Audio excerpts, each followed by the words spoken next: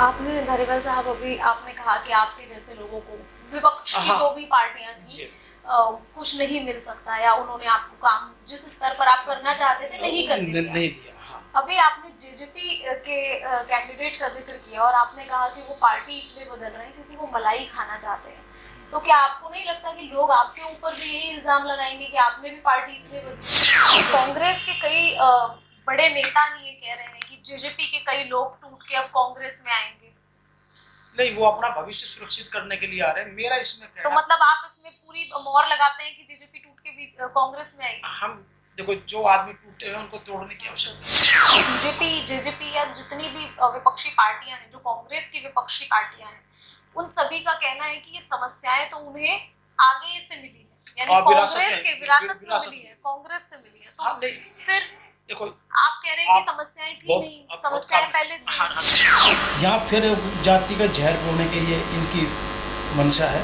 वो इस बार प्रदेश की जनता इनको नकार चुकी है और इनके बहकाव में आए। जिस तरह से बीजेपी और जेजेपी का जिक्र हो रहा है क्योंकि गठबंधन सरकार है हरियाणा में, दोनों के बीच कहीं ना कहीं आपको नहीं लगता कि अब सीएम बनाने की जो लड़ाई है वो तेज हो गई है और ऐसे में कहीं ना कहीं ये जो लड़ाई है ये लोकसभा और विधानसभा चुनाव दोनों में देखने को मिल सकती है? नमस्कार, मैं हूं गुंजन जोशी और आप देख रहे हैं पकड़ू.com। इन दिनों प्रदेश में चुनावी माहौल है। सभी राजनीतिक पार्टियां चुनावों की तैयारियों में जुटी है। इसी बीच हमने पहले आपको जेजेपी की चुनावी तैयारियां दिखाई थी और आज मैं कांग्रेस की चुनावी तैयारियों को लेकर आप सबके बीच आई हूं। इस वक्त हमारे साथ यहाँ निहाल धारीवाल मौजूद हैं। इन्हीं से आइए जानते हैं कि क्या कुछ तैयारियां हैं इस बार कांग्रेस की निगम चुनावों को लेकर, लोकसभा चुनावों को लेकर, चाहे वो विधानसभा चुनाव हो। और देखिए इस वक्त हम गुरुग्राम में हैं तो खास तौर से गुरुग्राम का मैं जिक्र करूंगी। नमस्कार सर। नमस्कार। नमस्कार सर, चुनावी माहौल है गुरुग्राम का, अगर मैं जिक्र करूं तो किस तरह से तैयारियां हैं इस बार कांग्रेस की? देखो, कांग्रेस के बारे में प्रदेश की और देश की जनता की जो धारणा है वो बदलती जा रही है। पहले केंद्र में और प्रदेशों में कांग्रेस के प्रति लोगों में नाराजगी थी, तो उसी का परिणाम है कि हम विपक्ष में रहे और भाजपा और उसके सहयोगी दल केंद्र और प्रदेशों में रहे। लेकिन आज स्थिति बिल्कुल इसके विपरीत है। देश की और प्रदेश की जनता इस इंतजार में है कब कोई चुनाव हो और कब हम दो हाथ करके इनको बाहर का रास्ता दिखाएं, भाजपा वाले और इनके गठबंधन साथियों को। और जहां तक ये गठबंधन के बारे में चर्चा करते हैं, विपक्ष के गठबंधन के बारे में जो पटना में हुई और बस 18 तारीख को बेंगलोर में होने जा रही है, इनके पास और कोई एजेंडा नहीं है। अब देश बाढ़ के प्रकोप से त्राही त्राही कर रहे हैं, उस पर ध्यान देने की बजाय ये पन्ना प्रमुख को टटोल रहे हैं। आज पन्ना प्रमुख क्या, इनके पास कोई प्रमुख बचेगा नहीं और प्रदेश में भी केंद्र में भी अब विपक्ष की और कांग्रेस नीति सरकार होगी, मेरा ये कहना है। हाँ सर, लेकिन मैं बीजेपी का जब हम जिक्र कर रहे हैं तो पन्ना प्रमुख की बैठक हो रही है और भी अगर गुरुग्राम का मैं जिक्र करूं तो यहाँ सीएम लगातार आ रहे हैं, कार्यकर्ताओं को मोटिवेट कर रहे हैं। तो ऐसे में कांग्रेस क्या कुछ कर रही है इस बार चुनाव को लेकर? देखो जी, जहाँ तक आपने सीएम साहब का नाम लिया, आदरणीय माननीय मनोहर लाल जी, वो तो हमेशा गुड़गांव के रेस्ट हाउस की शोभा बढ़ाते हैं। वो गुड़गांव के कार्यक्रम ना लेके यहाँ विश्राम गृह में विश्राम करते हैं और ज्यादातर आप देखेंगे उनके जितने भ्रमण हैं प्रदेश में, अगर उनमें सबसे ज्यादा हाजिरी गुड़गांव के रेस्ट हाउस की, आप डाटा से निकाल, तो मुख्यमंत्री को चिंतित होना चाहिए। ये बिल्कुल इस बात को लेकर चिंता में नहीं है। इन्होंने ये अपना मन बना के बैठे हैं कि हरियाणा में भाजपा की वापसी हो चुकी है। जब भी चुनाव आएगा, निगम का है, निकाय का है, कोई भी चुनाव आएगा, इनको वापसी इनकी तय है और ये बाहर जाने वाले हैं। ये सरकार में किसी भी रूप में किसी भी संस्था में नहीं रहेंगे। और निगम की, जहाँ तक आपने कहा, निगम का चुनाव जो काफी समय हो गया, पंचायतों के चुनाव भी इन्होंने 1.5 साल के बाद कराए, ये कराने के मूड में नहीं थे। मैं यही सवाल हाँ, ये कराने के मूड में नहीं थे। ऐसे निगम में जैसे कि मानेसर है, गुड़गांव, फरीदाबाद, ये इसलिए चुनाव नहीं करा रहे कि इसमें इनको हार निश्चित नजर आ रही है और कांग्रेस बम्पर जीत की तरफ जा रही है और उसी चीज को देखते हुए ये अपनी हार को बचाने के लिए इसको डिले कर रहे हैं। और मैं नहीं समझता कि ये लोकसभा तक भी इस चुनाव को कराएंगे। ये कभी कहते हैं अभी कराएंगे, कभी वार्ड बंदी का बहाना लगाएंगे, कभी आरक्षण का बहाना लगाएंगे, कभी पिछड़ा वर्ग ए और बी का लगाएंगे। ये तो अब जातियों के गोलबंदी करने के चक्कर में, यहाँ तो हरियाणा में हिंदू मुसलमान हो नहीं सकता, यहाँ फिर जाति का जहर बोने के ये इनकी मंशा है।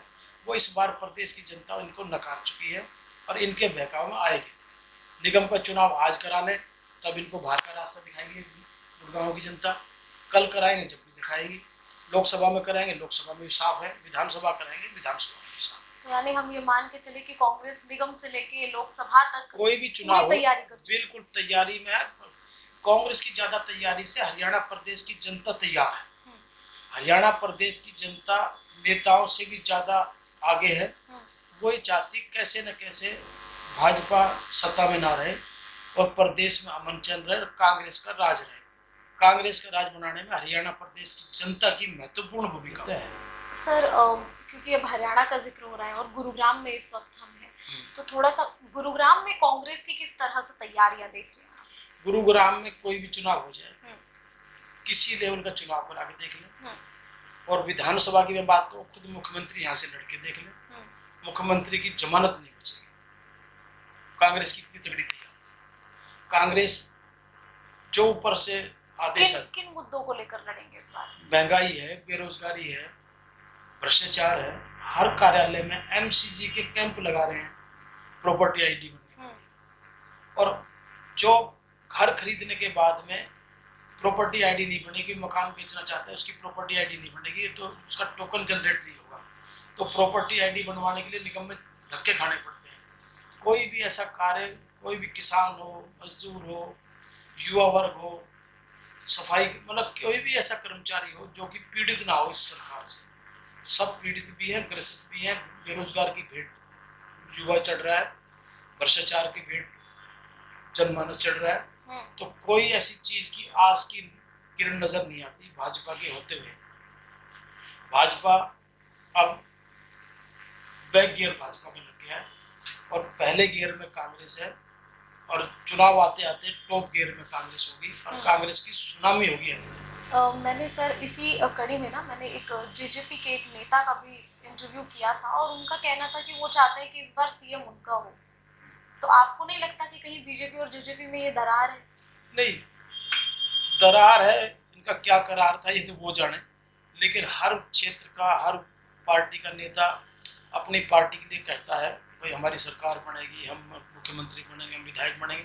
उनका कहना बनता भी है, लेकिन धरातल पर आप जाएंगे, इस गठबंधन के प्रति आप किसी आम दुकानदार के पास चले जाओ, किसी बस स्टैंड पे चले जाओ, रेलवे स्टेशन पे चले जाओ, किसी कम्युनिटी सेंटर पे चले जाओ, किसी पान की खोखे पे चले जाओ, किसी रेहड़ी पे चले जाओ, पटरी पे चले जाओ, इवन आप शादी ब्याह के प्रोग्राम में चले जाओ, किसी मॉल में चले जाओ, चर्चा का विषय यह होगा कि भाई इस बार कांग्रेस का जोड़ हरियाणा में बन रहा है। कांग्रेस के कई बड़े नेता ही ये कह रहे हैं कि जेजेपी के कई लोग टूट के अब कांग्रेस में आएंगे। नहीं, वो अपना भविष्य सुरक्षित करने के लिए आ रहे हैं। मेरा इसमें कहना, तो मतलब आप इसमें पूरी मोहर लगाते हैं कि जेजेपी टूट के भी कांग्रेस में आएगी? हम देखो, जो आदमी टूटे हैं उनको तोड़ने की आवश्यकता नहीं है। अच्छा। हम इसमें, मेरा इसमें मत विभिन्न है। वो जो लोग आज कांग्रेस की आंधी है, सुनामी है, वो आज जो कांग्रेस में आ रहा है वो अपना भविष्य सुरक्षित करने के लिए आ रहा है, कांग्रेस को योगदान देने के लिए नहीं आ रहा। वो तो अपनी टिकट सुरक्षित करने के लिए और अपने आप को विधायक बनने के लिए आ रहा है। आज जो मौसम वैज्ञानिक सांस लगाए बैठे हैं, क्या कांग्रेस में ऐसे लोगों के लिए जगह है? नहीं, मैं समझता हूँ वो कांग्रेस में आए तो कांग्रेस के लिए एज ए कार्यकर्ता के तौर पे काम करे, फिर पता लग जाएगा। वो मतलब उनकी लालसा नहीं है, वो किसी टिकट के किसी को तो जुगाड़ तंत्र में है, वो मौसम वैज्ञानिक है, वो अपने भविष्य को सुरक्षित करने के लिए कांग्रेस का रुख कर रहे हैं। और हमारे बड़े नेताओं को, जो कि प्रदेश के मुखिया है, जो प्रदेश को लेके चलेंगे, उनको भी इन लोगों से सावधान रहने की आवश्यकता है। मैं आपके माध्यम से कहना चाहता हूँ, क्योंकि इनसे कुछ मिलेगा नहीं, ये कुछ लेंगे। ये लेने तो आ रहे हैं, 9 साल यहाँ लिया और उसके बाद आने वाले समय वहाँ लिया। धनवल सर, ये तो कांग्रेस का जिक्र हो गया, मैंने सुना है कि आप भी इस बार चुनाव लड़ने की तैयारी कर रहे हैं। नहीं, कार्यकर्ता के मन में चुनाव लड़ने का तो रहता है। हाँ। लेकिन हमारी नेता बहन कुमारी शैलजा जी और जो हमारी पार्टी के प्रधान हैं, हमारे और बड़े नेता हैं, अगर उनको इस पैमाने पर लगेगा कि भाई हमें टिकट दी जाए तो हम चुनाव लड़ने में सक्षम हैं, जीतने में सक्षम हैं, अगर वो समझेंगे हम चुनाव लड़ने में सक्षम नहीं है, हमें टिकट नहीं मिलेगी, पार्टी जिसको टिकट देगी उसको जिताने का काम करेगी। इससे पहले आप दूसरी पार्टियों में थे, मैं नाम नहीं लूंगी, हाँ, नहीं, विपक्षी पार्टियों में थे। हाँ, विपक्षी पार्टियों में थे। आपने धारीवाल साहब, अभी आपने कहा कि आपके जैसे लोगों को विपक्ष की हाँ, जो भी पार्टियां थी कुछ नहीं मिल सकता, या उन्होंने आपको काम जिस स्तर पर आप करना चाहते थे नहीं करने दिया। नहीं दिया। हाँ। अभी आपने जेजेपी के कैंडिडेट का जिक्र किया और आपने कहा कि वो पार्टी इसलिए बदल रहे हैं क्योंकि वो मलाई खाना चाहते हैं, तो क्या आपको नहीं लगता कि लोग आपके ऊपर भी यही इल्जाम लगाएंगे कि आपने भी पार्टी इसलिए बदली है? नहीं, बिल्कुल ठीक कह सकते हो, लेकिन हमारे वाले मेरे व्यक्तिगत इंडिविजुअल के मामले में कोई आदमी ये कह दे मैंने कहाँ मलाई खाई, मेरे पास तो दूध ही नहीं था जिससे मलाई जम जाए।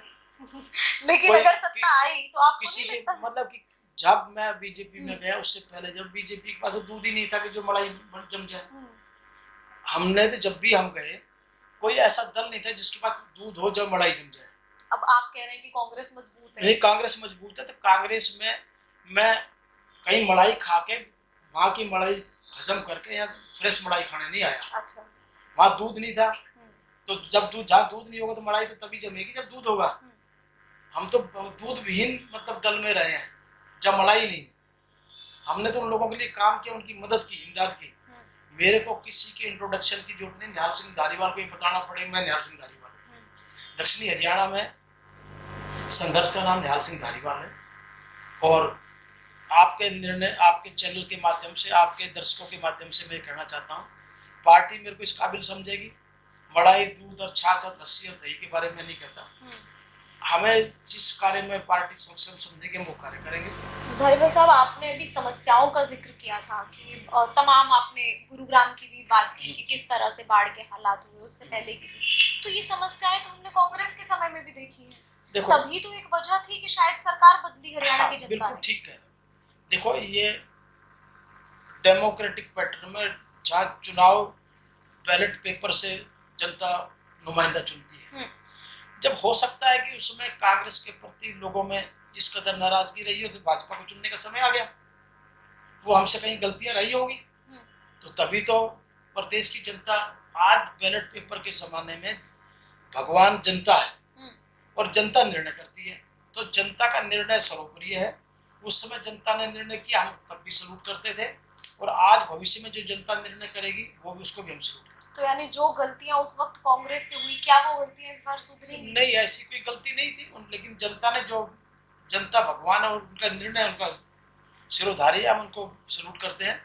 और हो सकता है कई बार कोई निर्णय भी गलत हो जाते हैं, कुछ जरूरी नहीं है नेता गलत निर्णय करे, कई बार जनता झूठे बहकाव में आ जाती है, झूठे वादों में आ जाती है, झूठे भ्रम फैलाने वाले में आ जाती है।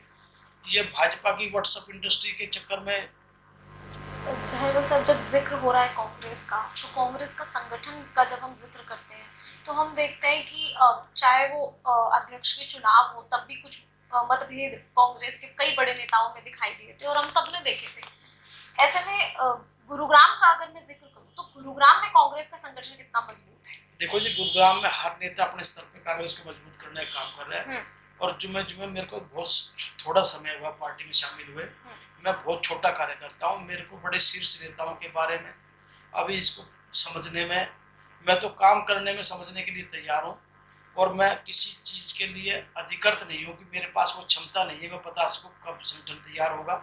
ये बड़े नेताओं का काम है, बड़े नेता जो करेंगे वो जैसे हमें डायरेक्शन आएगी हम आपको डिलीवर कर देंगे, ये मेरा काम है। तो संगठन मजबूत है, यानी बहुत मजबूत है। तो लिस्ट अब तक जारी क्यों नहीं हो पाई? मैंने अभी तो आपसे निवेदन किया कि मैं सक्षम नहीं हूँ, मैं बहुत छोटा कार्य करता हूँ, अभी पार्टी में शामिल हुआ हूँ, और रीति नीति से अभी मैं वाकिफ भी, जैसे जैसे बड़े नेता बताएंगे उनके आदेशों के अनुसार मैं काम कर रहा हूँ, और इससे ज़्यादा मेरी क्षमता नहीं है, क्योंकि मैं अधिकृत भी नहीं हूँ, मेरी क्षमता भी नहीं है। मैं पार्टी प्लेटफॉर्म पे ही कोई बात कह सकता हूँ, मीडिया में मैं जब अधिकृत नहीं तो उसकी चर्चा करने का कोई रेलिवेंस नहीं है। मैं अपनी सीमाओं से बंधा हुआ हूँ और अब मैं उससे बाहर कभी जा नहीं सकता। मैं एक आखिरी सवाल आपसे लूँगी, जिस तरह से बीजेपी और जेजेपी का जिक्र हो रहा है, क्योंकि गठबंधन सरकार है हरियाणा में, दोनों के बीच कहीं ना कहीं आपको नहीं लगता कि अब सीएम बनाने की जो लड़ाई है वो तेज हो गई है, और ऐसे में कहीं ना कहीं ये जो लड़ाई है ये लोकसभा और विधानसभा चुनाव दोनों में देखने को मिल सकती है। ये तो कोई ऐसी लड़ाई थोड़ी है कि भाई दूध को फाड़ के पनीर बना के इससे क्या मिठाई बना कांग्रेस को फायदा होगा?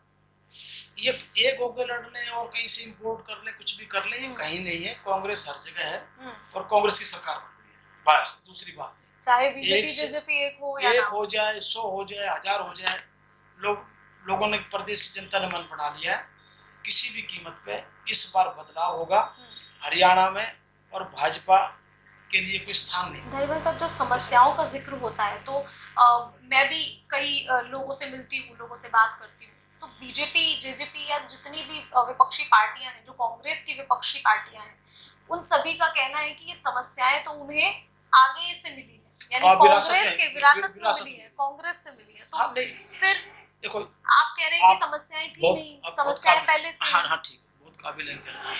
कुछ रूटीन प्रोसेस और प्रोग्रेस के काम होते हैं, हर सरकार काम करती है, कोई कम करती, कोई ज्यादा करती है, लेकिन हो सकता है कि हमारे से कुछ कमियां रह गई हो। मतलब आप मानते हैं कांग्रेस से मैं कुछ और कहना चाहता हूँ, जनता ने वो हमारे को सजा दे दी, 10 साल से बाहर है। अगर मान लो कि आप भी कहते हो कि कमियां रहेगी हमारे से, जबकि हमारे से कोई कमी नहीं रही, हम तो आपके मुताबिक मान लेते हैं, हमसे भी कमी रहेगी, तो उस कमी को पहले प्रायोरिटी पे पूरा करेंगे और जनता की राय लेके करेंगे, जनता की असेसमेंट करा के करेंगे, और जैसे कि जनता चाहेगी, जनता राज चलाएगी, कांग्रेस उसी हिसाब के मुताबिक आएगी जैसे जनता चाहेगी।